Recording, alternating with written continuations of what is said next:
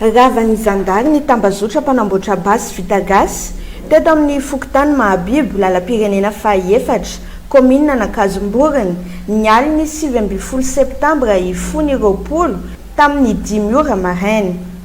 Izy roa lahy ireto mivondrona ao anatin'ny tambazotra jiolahy izay voasambotra tratrany araka tamin'izy ireo ny basy vita gasy 12 isa miaraka amin'ny fitaovana izay fampiasa amin'ny fanamboarana izany. Ahitambokany moa zany maraina ny zoma fa 20 septambra ka nahatratrarana basy vita gasy miisa 13 bala miisa 2 ary vodi-bala miisa 20. Misy ihany koa ny afikasoka izay miisa 13 fonosana. Dia misy ihany koa ireo fitaovana madinidinika izay tena hoentina manamboatra ny basy sahala amin'ny marteau, ressort, lame, lime, dia misy ihany koa ny kapa hoditra sy ny maro tsy voatanisa.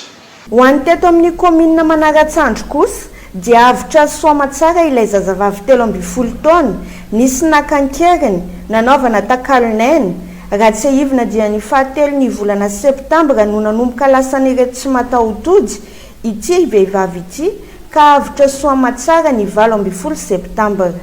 Misy fitakena vola zany no nitakin'ireo dahalo reo mba ho famatsorana ny zazavavy io zany ny fototapitrisanara zany.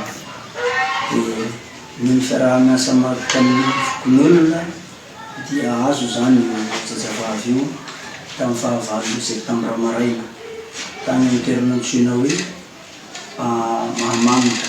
Dahalo ray zany no lavo nandritra ny fifandonana dia misy olo telo voasambotra izay misy fandraisana amin'ny ora rafaka anankely io dia atolotra ny fitsarana atoato. Tsy hijanona amin'izao ny hetsika fampandriana fahalemana izay ataon'ny mpitandro filaminana fa hitohy hatrany ary angatahana fiara-miasa amin'ny vahoaka mba ahazona ny loharanom-baovao maro-potitra. Izany rehetrarehetra zany no azo dia noho ny fiara-miasa matotra zany fanomezana vaovao maro-potitra sy ara-potoana avy amintsika vahoaka zany ka dia akasitrahana lehibe ianareo izay nameny vaovao ary akasitrahana ihany koa moa ireo mpitandro filaminana izay niantsehatra. Ary eto izay dia manambara fa tsy mijanona fa tohizana foana hetsika io mba hampandro fahalemana ity distrikan'ny Mahavoay ity. Hetsika ny arahany mpitandro filaminana rehetra nametrahana paikady vaovao iarovana ny vahoaka sy ny fananana eto amin'ny distrikan'ny Mahavoay ity ny arahana nanao ity.